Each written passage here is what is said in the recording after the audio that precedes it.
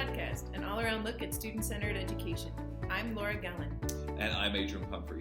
And this week we continue talking with Dr. Peter Gray, author of Free to Learn, about the importance of play and its role in the classroom. Enjoy the episode. I've also heard of schools, they're kind of free-range schools in terms of, allowing students to come in and, what do you want to learn about today? Mm-hmm. And, whole schools based around that system. On the other hand, I think of the college engineering professor who is like, I'm so glad these kids know how to do differential equations, even though they might not have wanted to. They're ready for my class. They're ready to be engineers because of that. What does the ideal look like in terms of letting kids play, letting kids learn on their own time, but at the same time making sure that kids are ready for various careers, various. Well, that's a very good question. So we have this view in our culture that underlies our schooling system, that we need to train people to do various things because there is some chance that at some point in their life they're going to need to know this, right? So we need to teach them to do differential equations because 1% of them are going to go on to a life where they need to do differential equations. Right? But we have to make everybody do that, okay? Yeah. And we also have to make everybody do this and that and that and that because there's some chance. So here's my belief about this. There are the two best times to learn anything are, first of all, when you're just so curious about it that you can't stop yourself from learning. Yeah. You don't need a teacher. You're going to learn it one way or another. And I believe it or not, I know people who've learned differential equations on that basis. Right? They just got fascinated with math, and it was play for them. The other time to learn something is when you need to know it. So I've seen, because I study kids who are not going to a conventional school, who are growing up where there's no tests, there's no requirements, they're pursuing their own interests. This is through schools like the Sudbury Valley School, democratic schools, I've also studied homeschooled kids who are being homeschooled by the philosophy of unschooling, where there's no tests, no enforced curriculum, where the child's own interest leads the way. And what I see is they go into whatever career they go into, or if they decide that because they've chosen they have some interest that kind of in our culture requires going to college to pursue it, they figure out what it is they need to know in order to do what they want to do, and they learn it. So let's take, since you gave an example from the area of math, let's take math. So for whatever reason, we've decided that some knowledge of certain kinds of mathematics that almost nobody uses in life is part of the hoop you have to go through in order to get into college, even if you're going to study art history. Right, right? Absolutely. Yeah, absolutely, right? But so we've decided if you're going to go to a relatively elite college, you're going to have to take in the East, it's the SAT test. And it has this math component, including, and so kids who are growing up self-directed, everybody learns the kind of math that we all need to know. You just learn it in life. You can't help but learn it. You're playing games that involve adding up scores, you're calculating average scores, you're cutting recipes in half in the kitchen, you're learning about fractions. You just can't help but learn the kind of math that everybody uses in life because you learn it in life, and you learn it in a way that's meaningful to you, rather than some memorized procedure as it's done in school that is not necessarily meaningful to you. But not everybody learns differential equation. Not everybody learns what a quadratic equation is because it's not part of life for 99.9% of people, right? But you need to know this stuff if you're going to do well in the SAT test. I have seen over and over and over again kids who've never looked at a math textbook before, never studied any math before in their life, learn what they need to know to do well on the SAT math test in a matter of 5 or 6 weeks of not very intensive study. It's not that hard. If you have decided, if you're 16 or 17 years old or 18 years old, you've decided, now I really need to learn this stuff. I've made the decision to do it. So, for example, at the Sudbury Valley School, where I've done a lot of my research, there's a guy there, one of the staff members there, who is an MIT graduate, and he's very good at math. And so there will be a certain number of kids every year who say that, we're applying to college and we're going to be taking the SAT test, and could you help us with learning the math that we would need to know? So he says he teaches a 6-week course where he meets with them 1 hour a week, 6 total hours of meeting time, right? And he gives them an hour or two, maybe up to 3 hours of homework for each of these meetings. And he says that's all it takes for them to reach the level where they can now read the SAT prep book themselves and learn the rest of it themselves. And that these are not geniuses, these are just regular kids. And they can learn this so quickly. We think you've got to go through this gradual procedure, grade by grade, painfully, to build up till eventually. So here's kids who've missed all of that, and yet without really any more effort than the typical kid spends preparing for the SAT testing. No matter how much math they've taken in the past, they can prepare themselves to do very well on the SAT test. This stuff is not very hard to learn. Let me just give you another example of this. I have a friend, kind of a colleague, who's actually a very famous biologist, and he's known as a mathematical biologist. And he confided to me once that he went into biology because he hated math. He loved science but hated math, and he thought biology is a kind of science I can do without math, right? And he was always bad at math, he said. But he developed a particular theory, an evolutionary theory, about the evolution of cooperation. And then somebody else developed a mathematical model, God forbid, proving his theory wrong.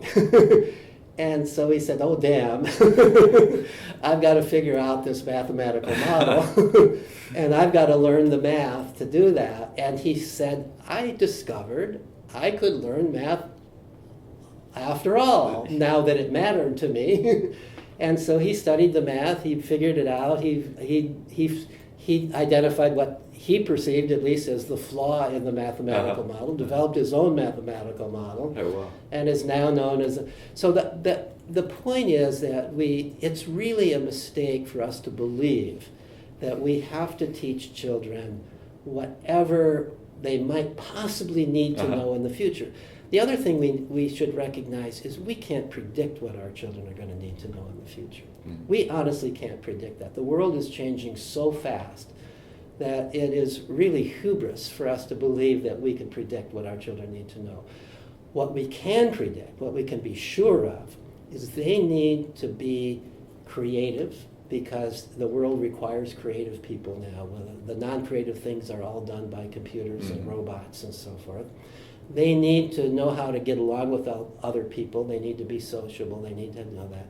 They need to have moral values, or the world is going to all fall apart. And they need to be able and have the confidence that they can learn on the job, that they know how to learn, that they can find the information that they need, which, by the way, is easier to find now than ever before. You don't need to carry much information around in your head; it's all in your pocket. So but you need to have this sense of confidence that whatever it is that I need to learn to do what it is that I want to do, I can do it, even if it's differential equations. Yeah. I think so much of play and some of the examples that you gave has to do with students getting comfortable with taking risks, getting comfortable with accepting not failure, but that the process is going to be full of trial and error, and you have to kind of be ready for it, not just ready to cope with not getting it right immediately, but expect that you won't get it right immediately. Right. Yeah, and play, the reason play is, one of the reasons that play is such a powerful vehicle for learning is because in play you're not being judged, you're not being evaluated, and nothing is on the line. You're not doing it for a trophy, you're not doing it to improve your resume, you're not doing it to impress parents or a teacher. You're just doing it because you want to do it. And because of that, and because it doesn't count in a sense, you're free to fail. You can try things that are hard for you, that you wouldn't be willing to try in the more serious world. You can try things that are hard for you, and you can fail at it, and then you can try again. And when children are playing, the other thing that we need to recognize that people don't often recognize is that in play, children are always at the cutting edge of their ability. They're always playing at whatever the limit of their physical and and mental ability is, because otherwise it's boring. Right? The play is fun because it's challenging. And so, I mean, just you could take any example, but just think of any example of play. Children are always playing. They move to more and more advanced levels of whatever kind of play they're playing at, because that's what's fun. So it's challenging, but it's not threatening. And that's the kind of situation in which people learn best.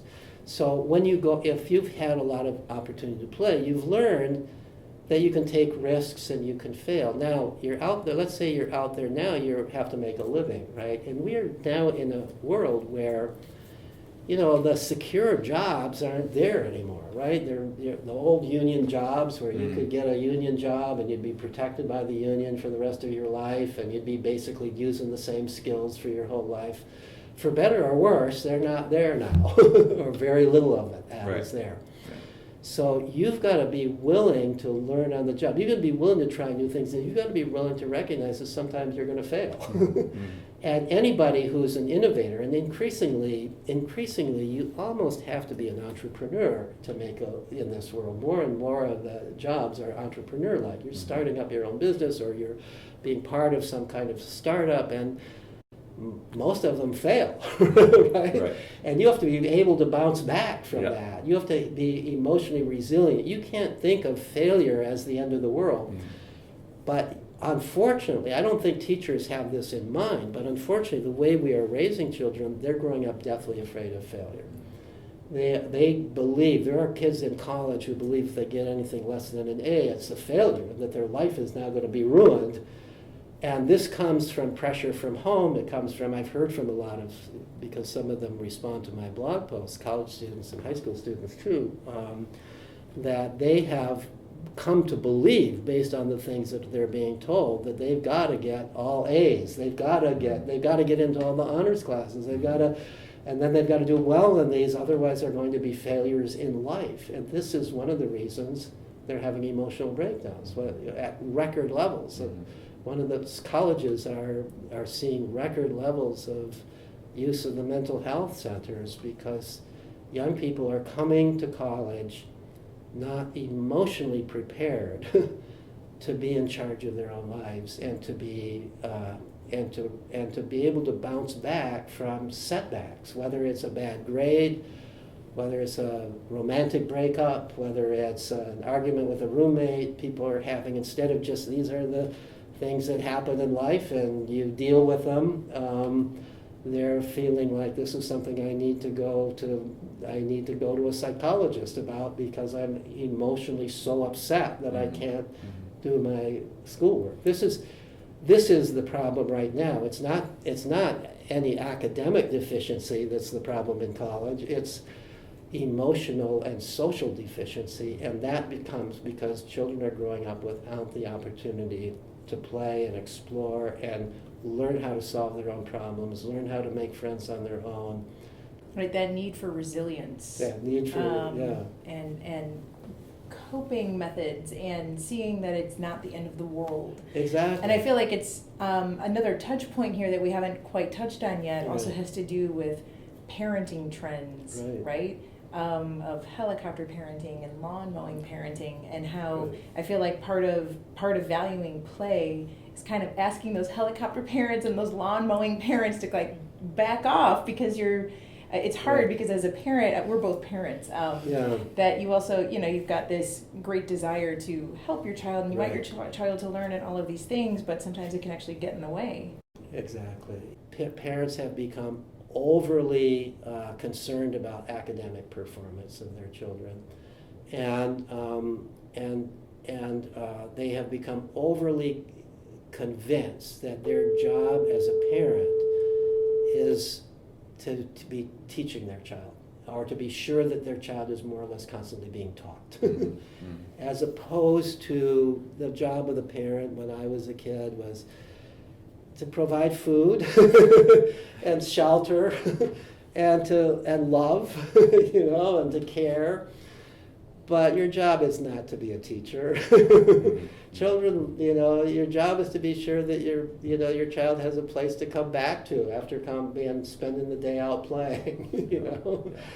Well, unfortunately, we have to call it there. But Dr. Peter Gray, thank you so much for joining us. You've given much for us to think about. Well, you're very welcome. Thank you. Thank you. Well, that was Dr. Peter Gray, author of Free to Learn. I thought he had a lot to say. I mean, a lot of really interesting things. And I'm curious to know how you've incorporated play into your classroom, or what you're thinking about doing next. What does this mean for you? Yeah, that's a great question, because obviously, like, a lot of what he was talking about was like step 400, right? Having schools that are just like play-based. Right. Like, what do we do on Monday? Exactly. Right. It felt like, if we started a whole new charter school or something, and like maybe there would be lots of play involved. Yeah. But I'm curious to know, so for those of us who are in, the educational settings that most of us find ourselves in as teachers, what do we do? I love having play in my math classroom, especially. What I love to have games but at the same time, what I try to do is make sure that it has a rich aspect to it, right? So that it's not just like play for play's sake, that it's actually, there's some rich learning in there as well. Because what you find in math, I can talk about math especially, is that you'll get worksheets converted into a game format, and it's basically still just worksheets, right? It's still just like drill and kill. It's it's that kind of, how many times can we trick a kid into practicing this? Right. Whereas to me, there's websites out there that produce some really great games that actually produce some really rich conversation, rich thinking. What's an example for other middle school math teachers who are listening out there? Oh yeah, so there's websites like Enrich. There's the Desmos Teacher Builder Activity. They have like these they call them the polygraph activities, where it's a little bit like Guess Who, but with like matching equations with solutions or something like that. And it really, it's such a great way of practicing concepts, rather than just, doing this like practice. But if you get the answer right, you get a candy or something like that. It's still a worksheet. Right. So let me think of other websites. Enrich, there's a website called Transom that I love to use on a regular basis. And it kind of gamifies math, which is great for low stakes activities. Because the great thing about games, of course, is that it is low stakes. If you don't get something right, it's like you just start again and you just try again, right? So all of these, I think there's good play, and then there's like almost like pretend play. Like we think it's play, it feels like play, but it's actually just not, right? Right, and I think that's one thing. I feel like Dr. Gray was talking quite a bit about play, in some sense, in that evolutionary sense, or when I think about what my little boy does when he comes home from school and he's playing with Legos and no one says, now it's time to play with Legos, now go and do it. But in school, like, we need, as teachers, we need to think about how do we meld the worlds of practicing and teaching these skill sets with making the activities more playful. Yeah. But you're right, we still need to have that, I think, that value of learning, and there's certainly value of play for play's sake, but I think in the classroom as teachers we need to think about how do we combine these two worlds, how do we fuse these two ways of